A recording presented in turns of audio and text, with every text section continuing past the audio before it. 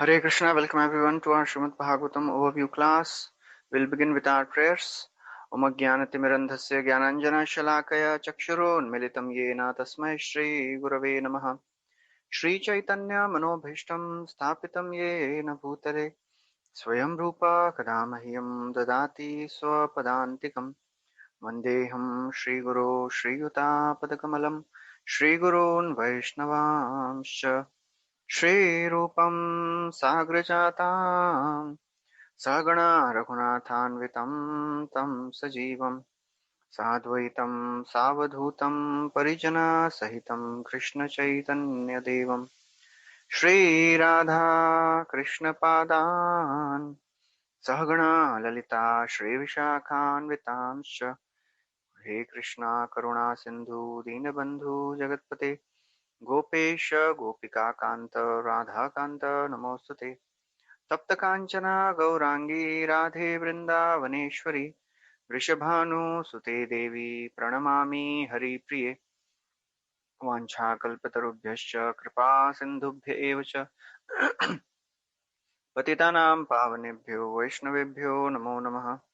नमो विष्णुपादाय कृष्णप्रेष्ठाय भूतले श्रीमते भक्तिवेदांत स्वामी निति नामिने नमस्ते सरस्वती देवे गौरवाणी प्रचारिणे निर्विशेष शून्यवादी पाश्चात्य देश तारिणे जय श्री कृष्ण चैतन्य प्रभु नित्यानंद श्री अद्वैत गदाधार श्रीवासदि गौर भक्तवृंद हरे Krishna Krishna Krishna Hare Hare Hare Ram Ram Ram Hare Hare.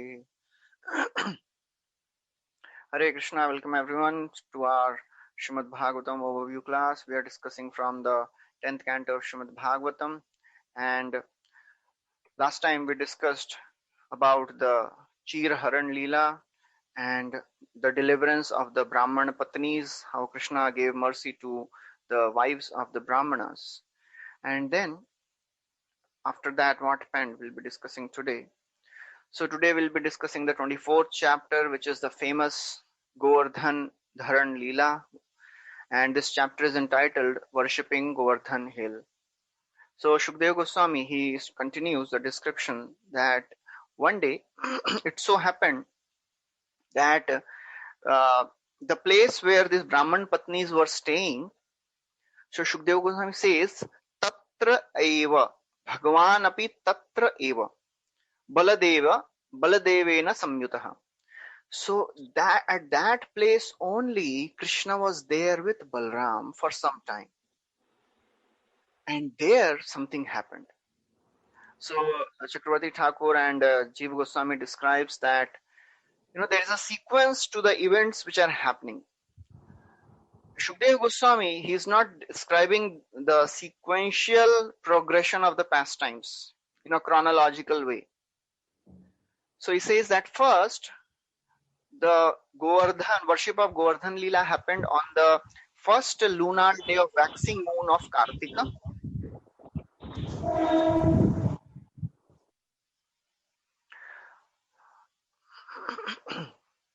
So this Govardhan Dharan Leela happened on the first lunar day of the waxing moon of Kartik. Then this pastime of Krishna delivering Nanda Maharaj from the clutches of the servants of Varuna, that happened. And then after this, Krishna, he stole the clothes of the gopis. The Chir Haran Leela happened after that. And after stealing the clothes, that Leela, then Krishna sent the boys to ask for some food from the Brahmanas and then wives of Brahmanas, and then Ras Leela happened. So there is a progression. Then why Shukdev Goswami is not telling in that sequence? Because Shukdev Goswami is so very overwhelmed with the prema, love, that he is going to some pastimes and describing the details of that because of the similarity of those pastimes. So therefore, whatever is coming in mind of Shukdev Goswami, he is describing the similar pastimes first and then some pastimes later. So Jiva Goswami says that the cowherd men They went to a special place near the village to perform a huge sacrifice. And Krishna and Balram, they also went with them. They were also staying. So there, Krishna and Balram, they saw that these cowherd men headed by Nand Maharaj, they are making a huge arrangement for some sacrifice. Indra Yaga Kritodayam. Indra Yag. So Nand Maharaj and all the cowherd men, they were performing so many, they were doing so many arrangements for the sacrifice for Indra. So Krishna, although he is omniscient, he is Sarvagya, he knows everything, and he has seen these events, these sacrifices earlier also. Because now Krishna is around 6 or 7 years old. So he has seen these many times in the past. But this time, he wanted to do something extra. He wanted to curb the pride of Indra.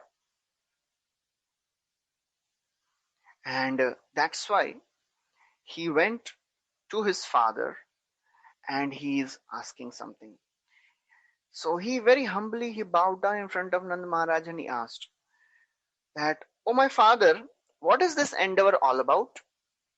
What is to be accomplished by this sacrifice? Which devata you want to please by doing this sacrifice? Please tell me all this." Somebody may ask, "Oh, what is the purpose of a boy, questions of a boy like you?" Krishna says, "Look, I have a great desire to know, and I am ready to hear in faith whatever you will tell. And because you all are saintly people, and saintly people, they should not keep any secrets from their near and dear ones. The saintly people, they have no distinction of me and mine. So therefore, please tell me everything. Why you are doing all these arrangements? In detail, I want to hear." Somebody may object, "Oh, children with little intelligence, they will not understand. So there is no need to tell you."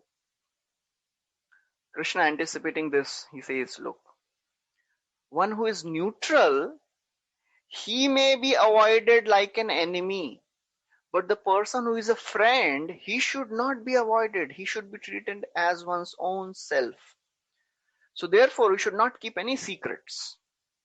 I'm your family member, so please tell me." And then Krishna speaks a very beautiful verse.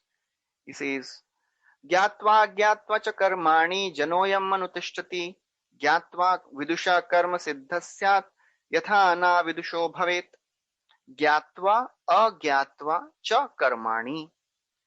So Krishna is saying, "Oh elders, one should not do anything blindly.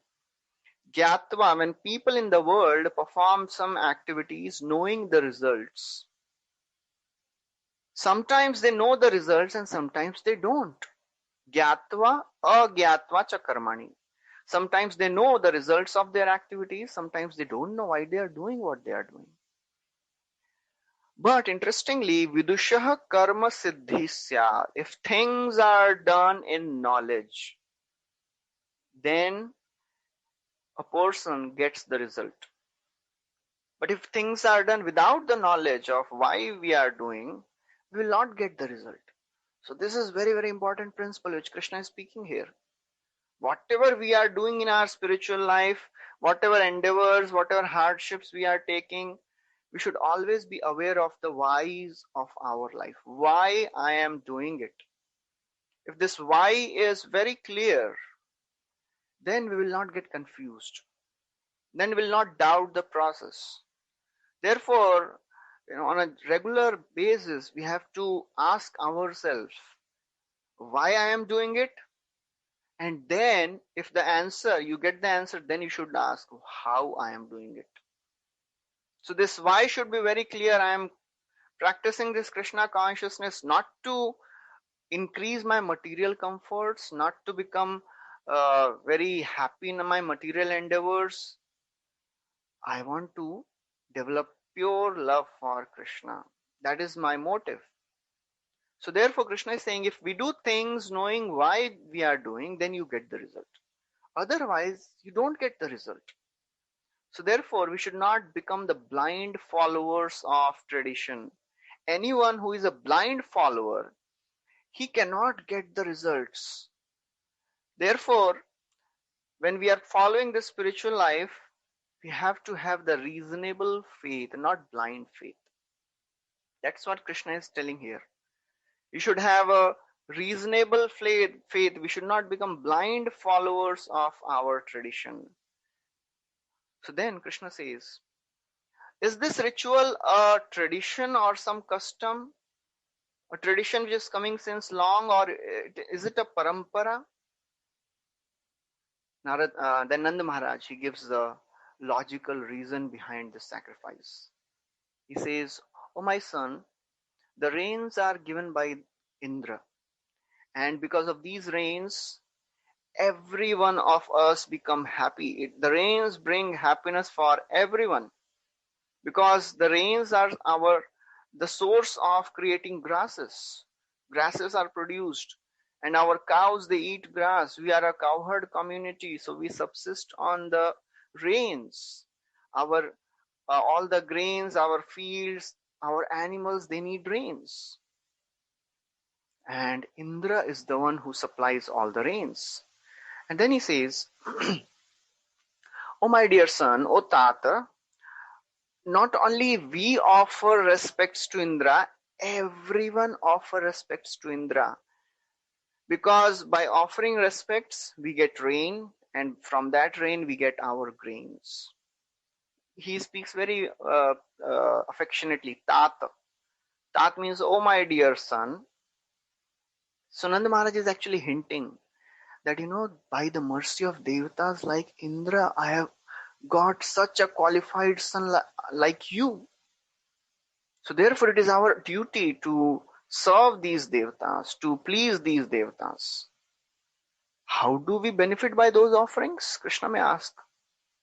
And Maharaj says, when we offer our respects, when we offer our offerings to Indra, we get dharma, artha, and kam. The three vargas are achieved by offering our sacrifices to Indra.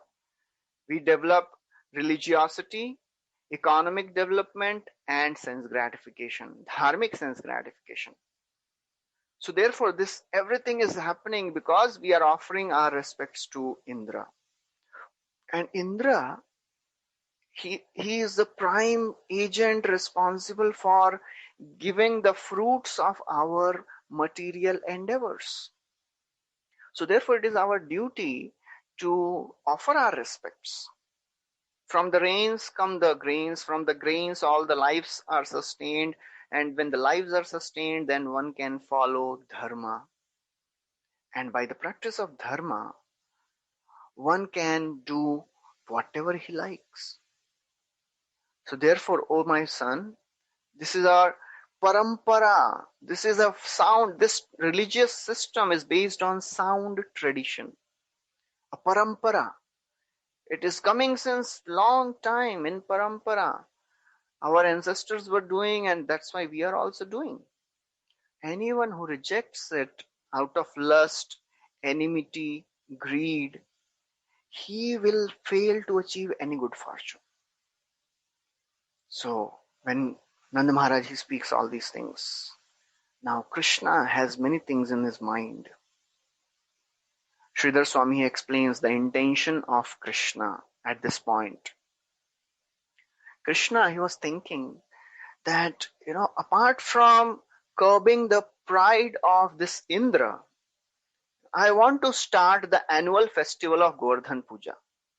That was the desire of Krishna. And also he was thinking, I am in some part of the day I am with Gopas, the Gopis suffer, and other part of the day and the night I am with Gopis, so Gopas are in separation. My mothers are in separation, fathers are in separation. I want to give all these devotees, all the Brajvasis, constant association for 7 days. With all these things in the mind, Krishna, he addressed his father in a way to arouse the anger of Indra. Interestingly, now what Krishna is going to do, he is going to speak a atheistic philosophy. He is going to speak karma mimamsa philosophy, and he is going to speak nyaya philosophy in an atheistic way. He is going to describe the Sankhya in an atheistic way. He is going to describe karma mimamsa philosophy. So Krishna says, Karmana jayate jantu karmaneva praliyate sukham dukkham bhayam shevam karmaneva vipadyate. Krishna says, oh my dear father, karmana jayate jantu. It is by the force of karma a living entity takes birth. Karmaneva praliyate, because of the particular actions he gets destruction. He meets his destruction. Sukham, dukkham, bhayam, shemam, happiness, distress, bhaya, fear. Everything is happening karmaneva abhipadyate.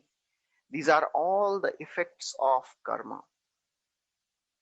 So Krishna is minimizing the importance of demigod worship by speaking karmavad or karma mimamsa philosophy. So this philosophy is basically atheistic philosophy. And it is interesting, Krishna, who is himself God, he is speaking atheistic philosophy. Krishna himself could hardly be a proponent of this atheistic philosophy. But he had some things in mind. He was thinking, oh, why these eternal associates of mine, why they are worshipping demigods? अरे देवताओं की पूजा क्यों कर रहे हैं? Why they are caught up in worship of Indra? This is not good. I will tell them. I don't want them to worship demigods. So that is one of the thoughts which is in the mind of Krishna. And therefore he says, and then the Nanda Maharaj and other cowherd men, they may ask, but you are telling everything is happening by karma.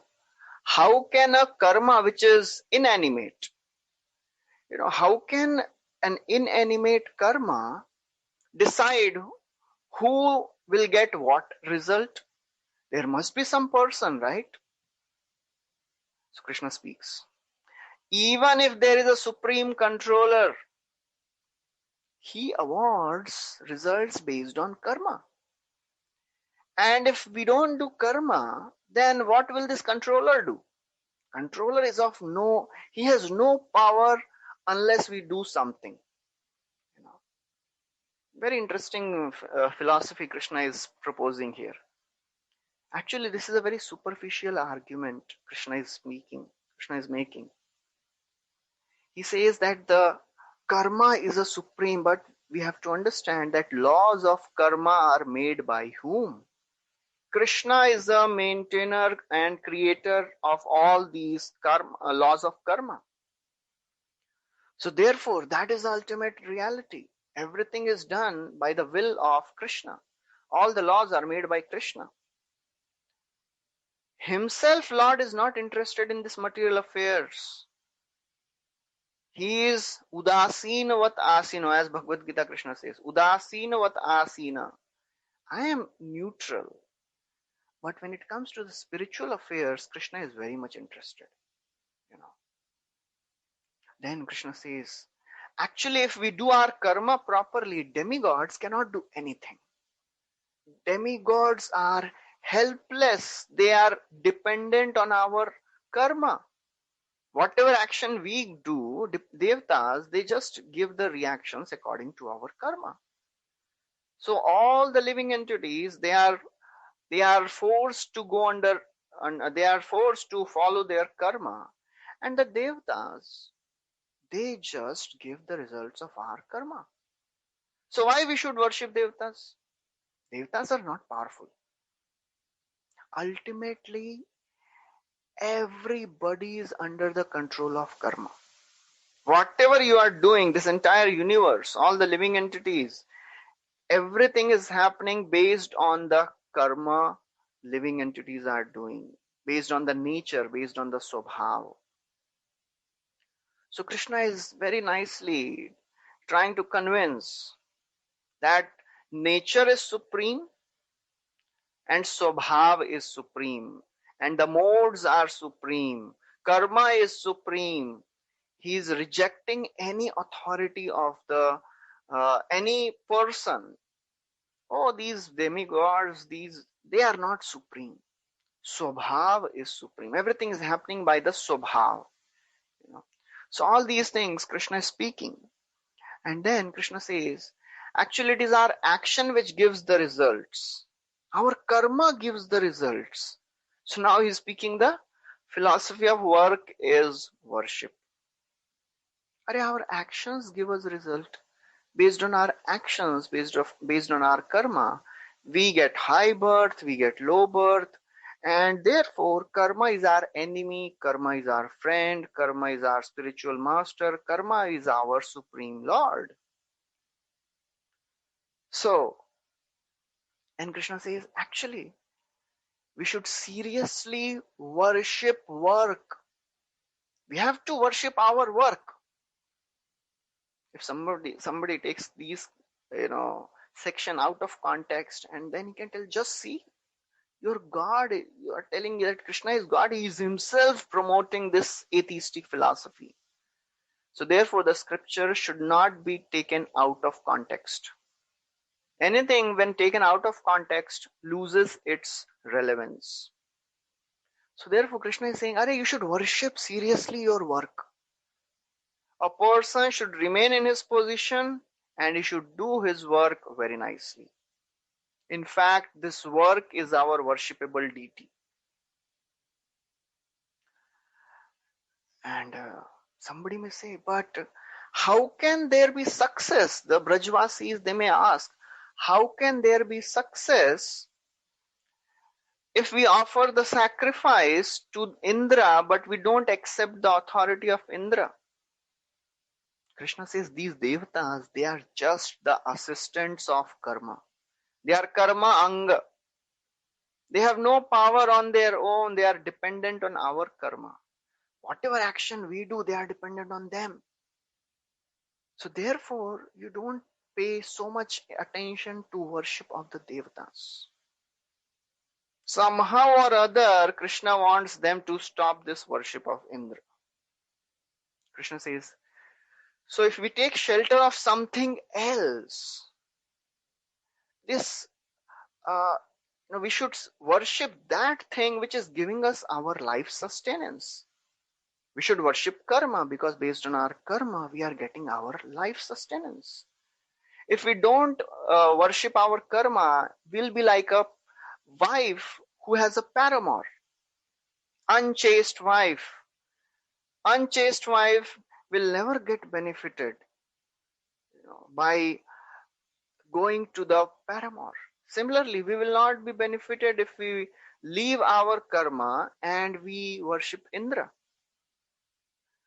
Then Krishna says, therefore we have to understand what is our occupational duty. Who is our devata? He says, Brahmanas, their devatas are scriptures. Kshatriyas, their devatas are the land. Vaishyas, their devata is the agriculture, trade and economy and cow protection, the cows. Shudras, their devata is all the higher castes. So he describes the occupational duties of all these castes, all these four varnas. And then he specifically tells, O Nand Maharaj, O father, we are Vaishyas. We are supposed to do farming, commerce, cow protection and money lending. Krishi Goraksha Vanijyam Vaishya Karma Swabhavajam. So therefore, we are a cowherd community. We live based on the cows and the land. And for us, this Govardhan gives everything. In this world, everything is happening for us because we are taking care of the cows properly and cows are giving us everything.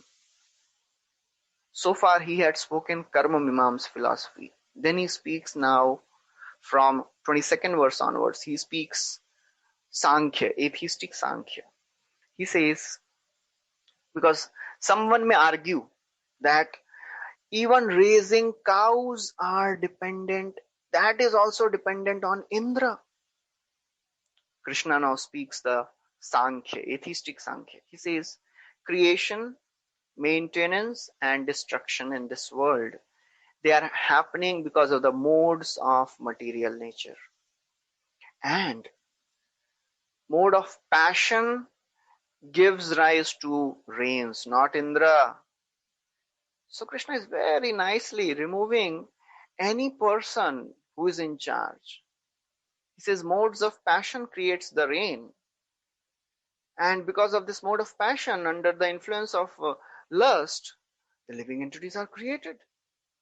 So therefore rains are coming because of the mode of passion, not by Indra. Why we should go and beg from him? We should not beg from Indra.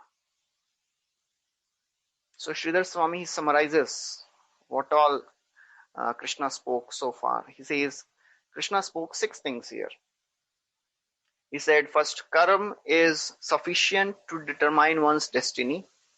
Then he says, one's own nature is the supreme controller. Swabhava is the supreme controller. Karma is the supreme controller. The modes are supreme controller. And Lord is dependent on our karma. He is the control of karma. Therefore, our occupation is the worshipable deity. Lord, when he's presenting all these arguments, he's not believing them. He does not believe any of it. His whole purpose is he wants to stop the Govardhan Puja. Bas. He wants to agitate Indra. He wants to curb the pride of Indra, and he wants his devotees not to do this Indra Puja. And then Krishna, he instructs the Brajavasis. He says, my dear father, our home is not in the city. It is in village. We are dwellers of a forest. We are staying in this forest and we are depending on this forest and the hill, this Govardhan. And therefore, he wants to tell that Brajavasis, you should realize that Govardhan is giving everything to us. Why we are worrying to offer sacrifice for Indra, who is at a distant place? Arey Indra to wahan upar kahin pe swarg mein hai. Arey Govardhan is here only. Govardhan is giving us everything. And then he says, oh father, blessings of Brahmanas gives all the results. Therefore, we should sacrifice, we should perform sacrifice for the pleasure of the cows, for the pleasure of the Brahmanas, and for the pleasure of Govardhan Hill. That was his proposal. He said, so the Brajavasis may say, okay, because now we have already done all the arrangements, so let us do this Indra Yagya first, and then later we'll do the Yagya for the pleasure of the cows, Brahmanas, and Govardhan. Krishna says, no. Don't wait for that long. Already you have done all the arrangements. Already all the ingredients are there. Use all those ingredients for the worship of Govardhan. Then he says, you make different types of food products. You make various types of sweets, milk sweets, various type of cakes, soups, sweet rice, and make in huge amount and offer everything to Govardhan. And then he says, for this sacrifice, you should call qualified Brahmanas. Krishna wants to make this sacrifice very authentic. So he told his father that, oh Nanda Maharaj, bring qualified Brahmanas and they should execute this sacrificial ceremony. And then proper Vedic hymns should be chanted, and then everybody should be fed after the sacrifice. You should give lots of charity. And then food should be distributed to everyone. Even low class people, dog eaters, they should also be fed nicely. All the animals should be fed nicely. And then you should decorate yourself, dress very nicely, and along with all the Brajavasis, keeping the cows in front, we have to circumambulate the Brahmanas and the cows also and the Govardhan hill, do Govardhan Parikrama. Then after speaking everything, Krishna is now speaking in a humble way. Etan mama matam tata kriyatam yadi rochate ayam go brahmana drina mahyam cha daito makaha. And now Krishna is giving his final conclusive statement that can turn all the thoughts. He says, "Oh my father, this is my idea. Kriyatam yadi rochate, if you like, please do it." And then he says, Ayam, Go, Brahmana and Adri, these cows, these Brahmanas and this Govardhan, this is very, very dear to me. So therefore, please, you decide and then you do whatever you like. So for Brajvasis, they are not interested in Indra. They are interested in worship. They are interested in pleasing Krishna.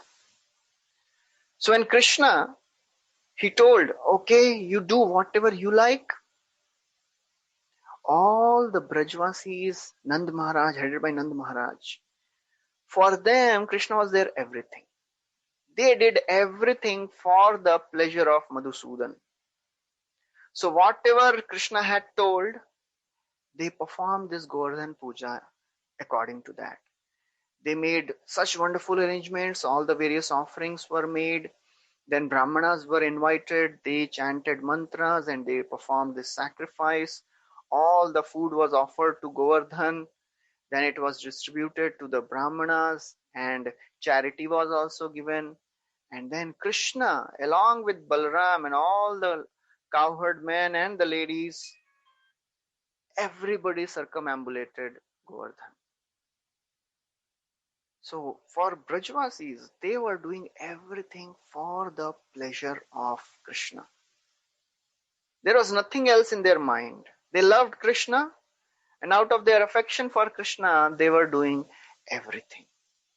All the gopis, they were being driven in the ox carts, and they were singing the glories of Krishna as they were circumambulating. So the hymns chanted by the Brahmanas and the glories of Krishna, they were all resounding in the atmosphere there. And then after this, something beautiful happened.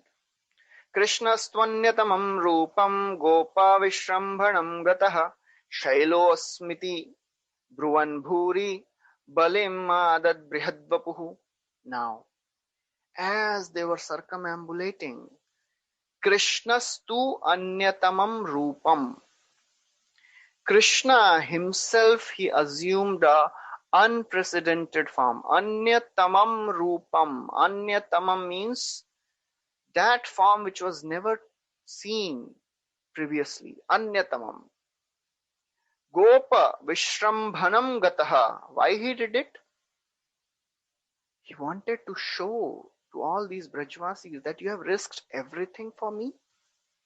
Now I'll do something that will increase your faith. Just to increase the faith of the cowherd men, Krishna himself manifested on the top of Govardhan hill in a huge form, unprecedented form, Brihadvapu. Brihadvapu means huge form. And that form spoke, Shailo Asmi Iti. I am Govardhan. So that was done so that all the Brajvasis could see, oh, Krishna is manifesting as Govardhan. You know, Gargacharya had said that he is Narayan. Narayan enters his body. Whenever we are in danger, he will protect us. So Krishna wanted to prove that, oh, I am Govardhan. And in that form, he ate all the offerings that were offered. Some offerings were very far off. In this form, he extended his hand and he ate all the offerings. Krishna, as he manifested on the top of Govardhan, as in a huge form, he was there personally also standing. So now Krishna spoke. So together, now We all should offer obeisances to Govardhan. He has personally appeared to give us faith. And he says, anyone who does not offer respects to this form, that person will be punished by this form. Because this form, this Govardhan can assume any form, Kama Rupini, Kama Rupinaha. So this Govardhan can assume any form. It can take a form of a snake or a ferocious animal, and the person will be killed if he is not offering respects to this form. So therefore, for our safety, we should offer respects to Govardhan. All the Brajvasis, they offered their respects and they were so very happy doing this Govardhan Puja. And the most important thing was they were doing it everything for the pleasure of Krishna. And after performing the very wonderful Govardhan Puja, Krishna and all the Brajvasis, they returned back to the village. Because we discussed that they were doing this yagya little far from their village, and after this sacrifice was over, they all returned to their village. That's the end of the 24th chapter. 25th chapter is entitled Lord Krishna Lifts Govardhan Hill. So Shukdev Goswami continues. The main purpose of Krishna's lifting this Govardhan Hill was he wanted to curb the pride of Indra.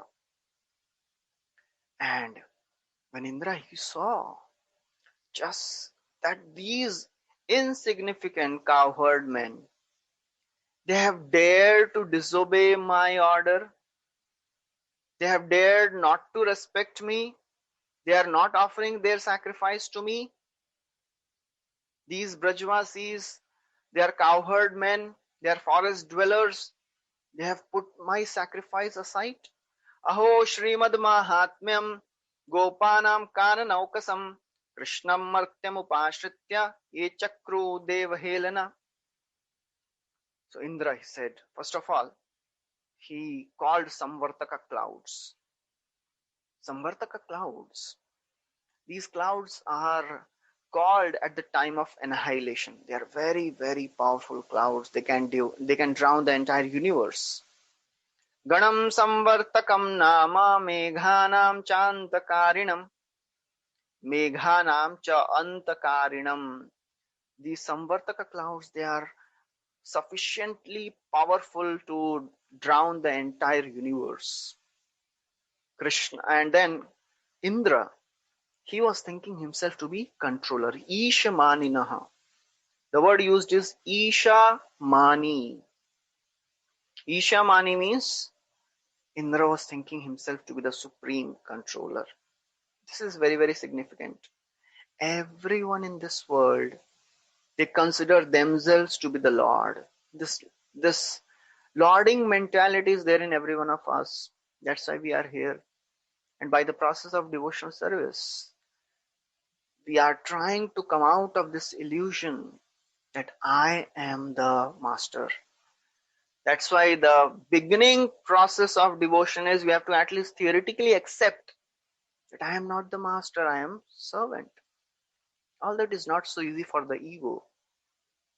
But at least we have to start the process somewhere. To become the servant in this world is the lowest thing one can imagine. Everyone wants to become the master. Because in this world, servant is often exploited. And with this conception, nobody wants to become the servant. But it is interesting that in the spiritual world, servant enjoys more than the master. That's why Krishna also wants to come as his own servant in the form of Chaitanya Mahaprabhu. Premaras niryas karite aswadan ragamarga bhakti loke korite pracharan. He came in the form of his own devotee to give this prema bhakti to all the world. Because Krishna, he saw that, oh, Radharani and all the gopis and the gopas, they are serving me and they are enjoying more. There must be something which they are experiencing. I want to experience that.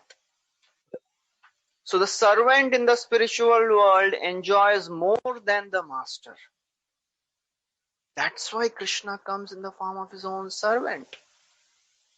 So this Isha Mani, the mentality of lording it over material nature, is there in every one of us. By the process of hearing and chanting, this mentality gets corrected slowly.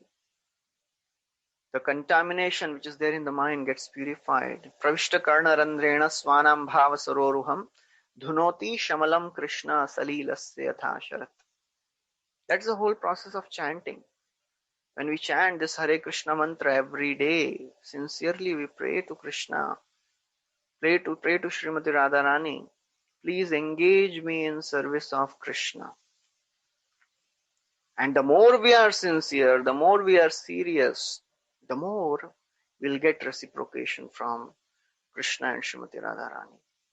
So Indra, he was in this mood of controllership. He was thinking himself to be the controller. And he was thinking, just see, aho Srimad Mahatmyam Gopanam Kananaukasam. Just see these forest dwellers. They have become proud of their wealth. They are thinking themselves to be very rich, very wealthy. Because we know that the cowherd men, the cowherd community, Nand Maharaj, actually he was very rich. So Indra is thinking, oh, these people, they are proud of their wealth, it seems. So what they have done? Krishnam martyam upashritya ye chakru devahelana. They have taken shelter of Krishna, ordinary human being. And just because of surrendering to this very ordinary human being, they have offended Devatas. And then Indra thinks, now therefore taking shelter of this Krishna, they are thinking they will disobey my order, they will disrespect me. You know what they are doing?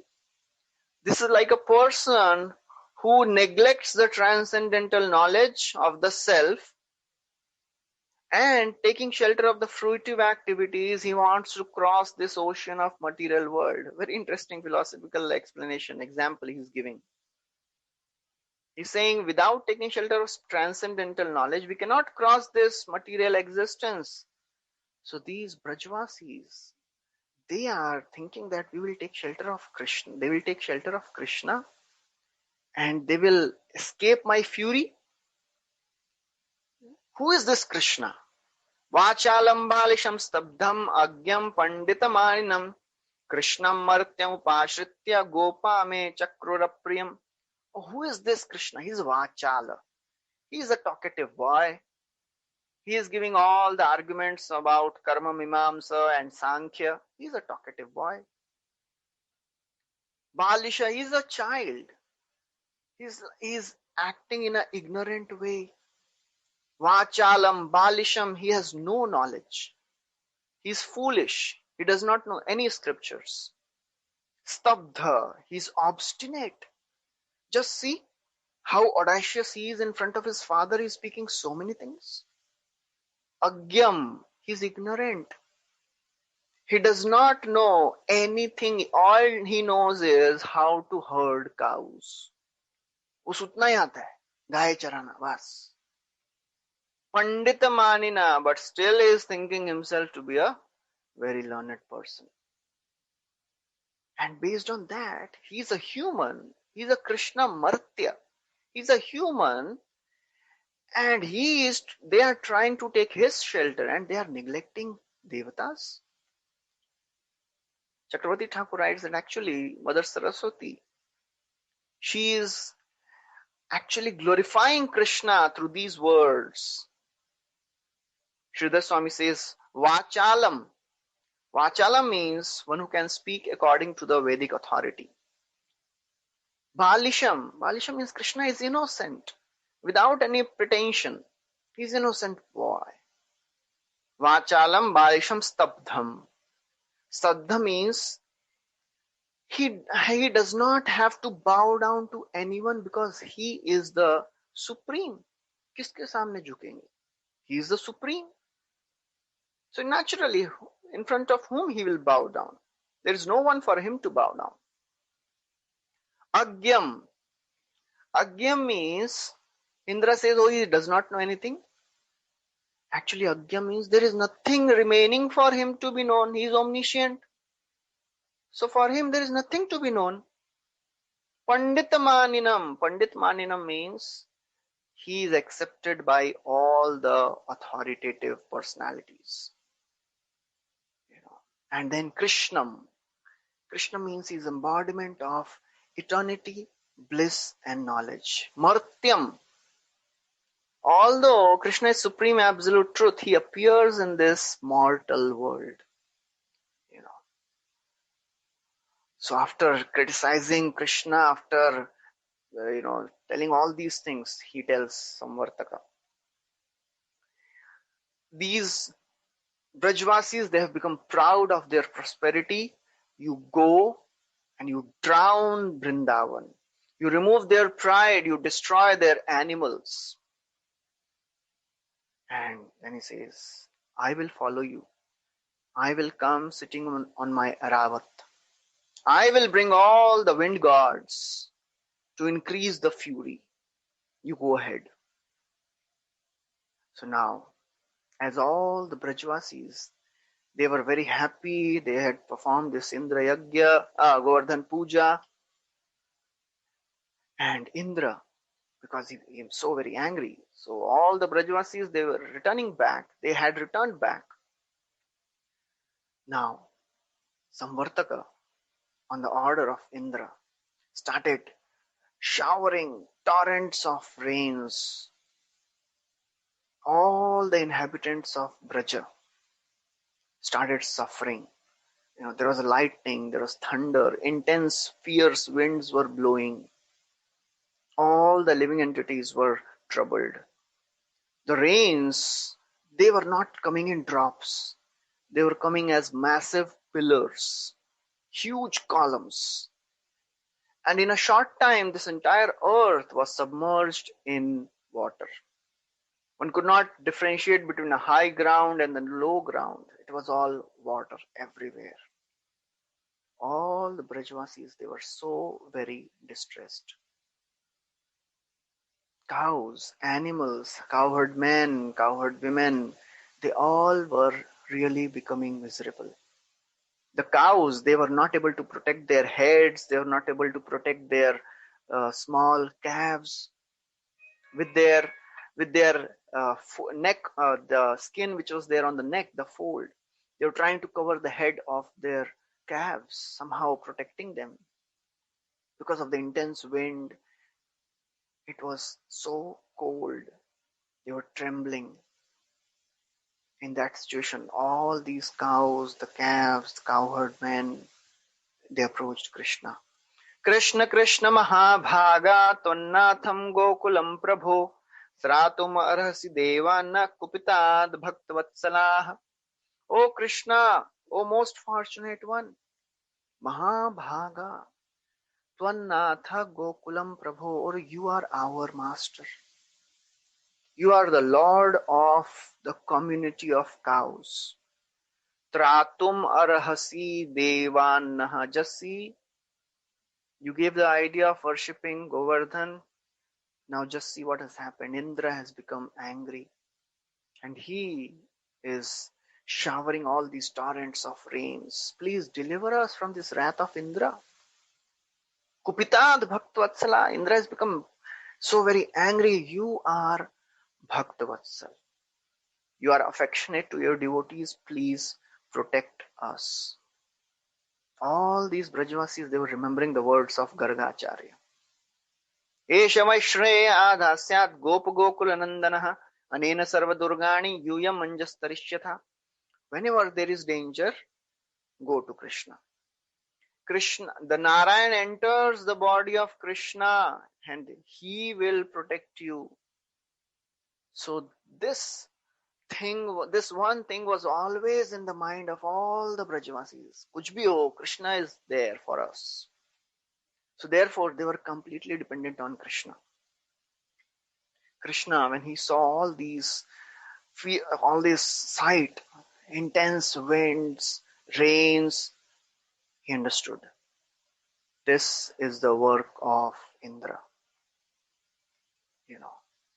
Somebody may say, why Krishna is putting all his eternal devotees in such difficulties?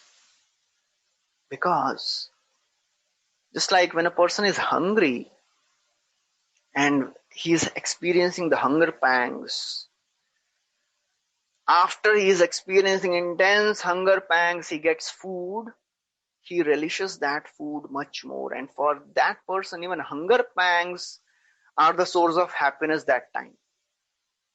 Similarly, Krishna wanted to increase the separation of Brajvasis. And he wanted them to taste the complete satisfaction or sweetness of prema. So to increase that, Krishna is orchestrating all these pastimes.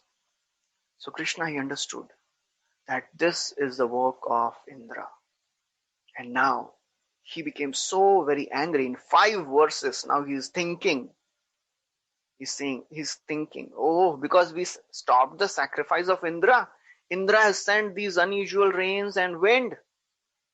Tatra pratividam samyak atmayoge na sadhaye lokesh maninam maudhyad dhanishye shrimadam tamaha.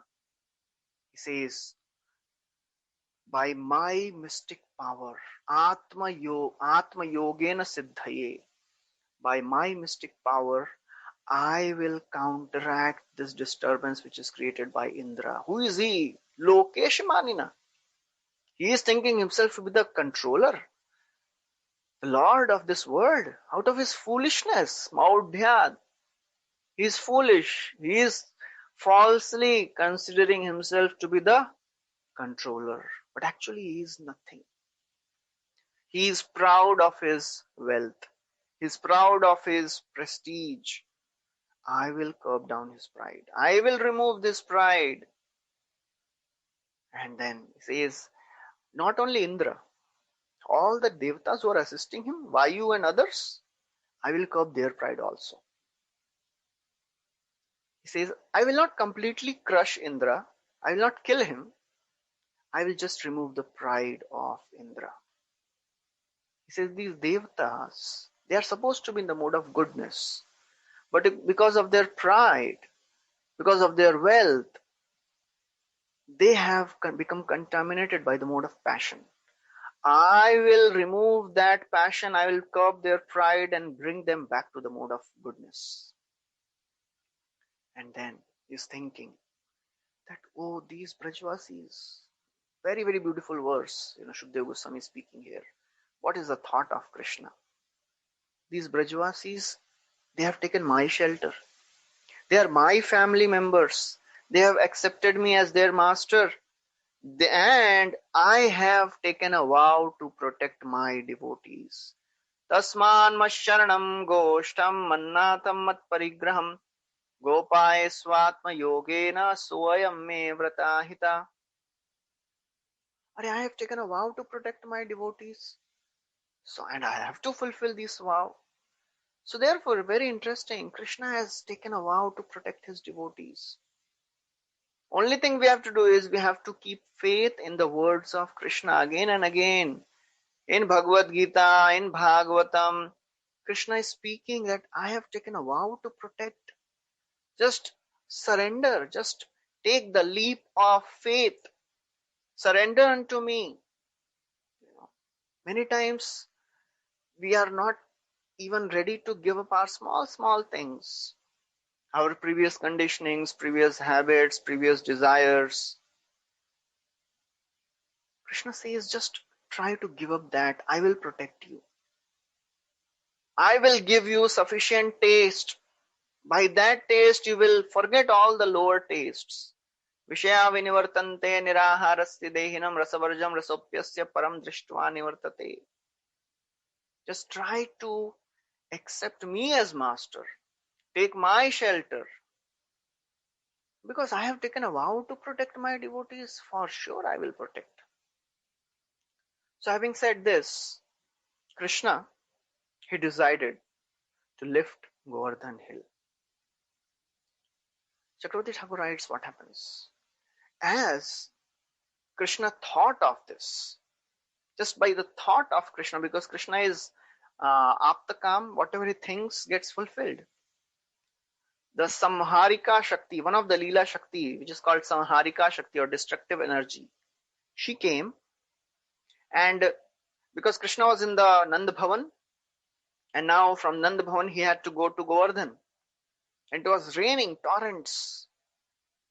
So this Shakti, she went ahead and she evaporated all the water which was there on the way, and the area, the tract of land between Nand Bhavan, from the veranda of Nand Bhavan to Govardhan, became completely dried. There was not a drop of rain which was falling there. So therefore Krishna could go without becoming wet. And then Krishna, when he reached there, with his left hand he lifted this mountain.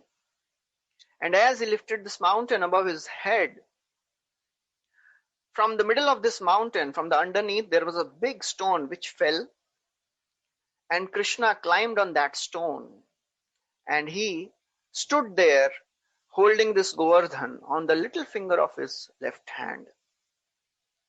And when this beautiful Govardhan mountain was lifted in the air, there was a very wonderful space which was created below. It was full of gardens, lakes, wonderful places to stay. There was ample space for everyone. And then Krishna, as he took this Govardhan on his head, all the water which was pouring on the Govardhan, it was not coming down, because otherwise the water will come in. So another Shakti of Krishna manifested, and all the water which was falling was getting evaporated. Nothing was coming on the ground. So there was completely dry land under Govardhan. Then after Krishna lifted Govardhan, he told, "O mother, O father, O ladies, O Brajvasis, O inhabitants of Braja, if you wish, please come and be very comfortable inside this Govardhan." Somebody may say, "Arey, how could all the inhabitants of Govardhan, of Vrindavan fit in? Govardhan is only 3 miles across. There were so many unlimited residents of Vrindavan. How could this happen?" Chakravarti Thakur writes that when Krishna lifted Govardhan, just by the touch of Krishna, Govardhan experienced such bliss, such inconceivable strength, that he expanded himself.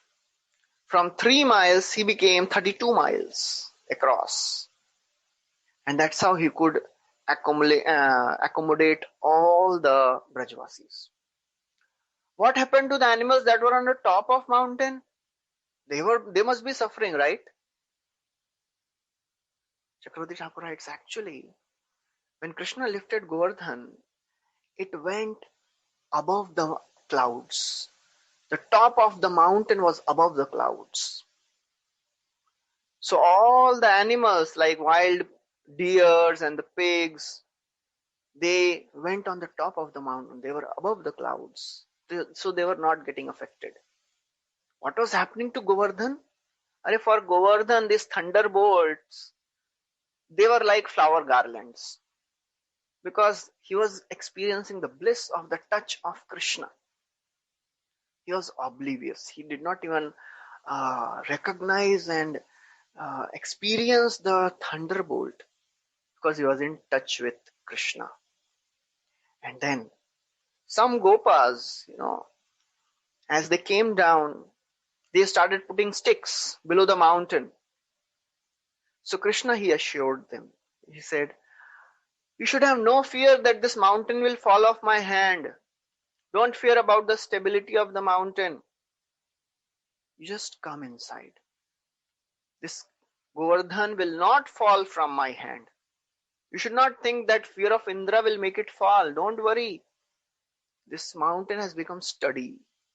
It is very steady in my hands. You don't worry about that. So all the Brajvasis, their minds were pacified. They all entered this hill. And as they entered, everybody found ample amount of space. There was nice space for everyone. For the cows, for the calves, for the women, for the men, for the wagons, for the carts. Everything was accommodated in this mountain, under this mountain. And Krishna, in this way, he stood there, forgetting his hunger and thirst, not thinking anything about his own pleasure. He stood there for 7 days. And also the Brajvasis, who were so very afflicted by the rains, they also forgot their hunger, their thirst. For 7 days, they were just absorbed, looking at the beauty of Krishna. They were immersed in bliss. For them, it was their life's desire getting fulfilled. And this Mathura Mandal, it also did not become inundated because all the water was getting evaporated, dried up. In this way, they spent 7 days forgetting everything. 6 ghatikas make 1 day. It is said that, Chakravarti Thakur writes, for them, these 7 days passed like 1 ghatika. They were so very absorbed, they could not even understand that 7 days have passed. This opportunity to stay with Krishna, it was giving them such unparalleled bliss that they could not even realize how time has passed by. All the Brajvasis, they always want to be with Krishna, but they could not have the association of Krishna always. In these 7 days, everyone got constant association of Krishna, day and night. There are unlimited details about this Govardhan Leela. And these are all wonderful pastimes which are so very dear to all the Vaishnavas. So Indra, when he saw this wonderful exhibition of Krishna holding this Govardhan hill for 7 days, all the Samvartaka clouds, they were trying their best to drown this Vrindavan. But nothing happened. Indra was most astonished. He gave orders to the Samvartaka clouds to desist. And then the sky became clear, rain stopped, wind was not there. It was very nice, wonderful sky. Seeing all these things, Krishna, he told all the Brajvasis. He said, "Oh, my dear residents, now the rains have ceased, the winds have disappeared, the sky has become clear, the clouds are gone. Now please don't worry at all. Now you all can go out of this Govardhan hill." Slowly all the Brajvasis, headed by first cowherd men, then all the cowherd ladies, the cows, the calves, all the other living entities, they came out. Gradually they came out of this Govardhan. And when everybody was out, Krishna, he put this Govardhan down as it was on the ground earlier. All the Brajvasis, they were so very happy. All the Brajvasis, they reciprocated with Krishna according to their relationship. The elders, they were all the gopas, elderly gopas. They started kissing Krishna, smelling their head. They were embracing him, massaging his left arm as he was holding this mountain for 7 days. And then some Brajvasis, they were cracking the fingers of the left arm, some were left palm, and some were praising him. Some were asking, "Oh, are you not tired? Are you in some pain?" All the equals, they were smiling, they were making jokes. The younger, those who were younger, they were massaging the feet of Krishna. The gopis, elderly gopis, they also came forward and they were throwing rice and yogurt on Krishna, blessing him that may you become glorious, may you always become righteous, may you protect the Brahmanas, may your glories increase. Mother Yashoda, Rohini, Nanda Maharaj, Balram, they all came, they all embraced Krishna. Why did Balram, not help Krishna? Why did he not lift Govardhan? He is lifting this entire universe. Why he did not lift this Govardhan? Why he, allowed Krishna to, undergo all this endeavor? Actually, Krishna had decided that I want to curb the pride of Indra and I want to lift Govardhan. So therefore, if Krishna decides, nobody can do anything. So therefore, he did not do anything. All the Devtas, Siddhas, Charanas, Gandharvas, Vidyadharas, when they saw this wonderful exhibition, they started showering flowers, they started glorifying Krishna. Somebody may ask, Are their king was defeated and they are glorifying Indra, they are glorifying Krishna. How is this? These Devtas, they were so very satisfied and joyful by seeing such wonderful display of uh, sweet pastimes by Krishna that they forgot about their king. Chakravarti Thakur gives another example.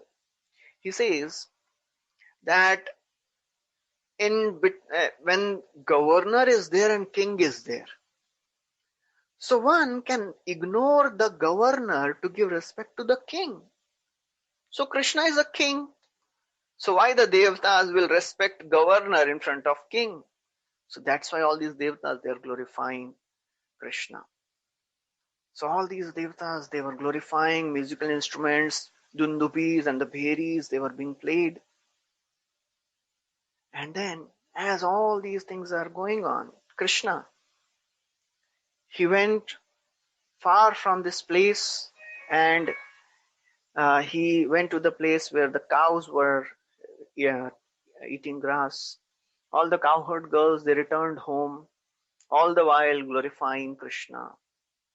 Interestingly, Chakravarti Thakur writes that all these cowherd boys, cowherd girls, they could not get a chance to glorify Krishna openly in front of everyone. But in this Govardhan Leela, they got to reciprocate with Krishna intimately. It is said that Srimati Radharani and all the other gopis were there, and Krishna would exchange glances with them unnoticed by others. And as they were returning, they were also glorifying Krishna openly, because now it was it was known by everybody. Everybody enjoyed this wonderful pastime of Govardhan Dharan.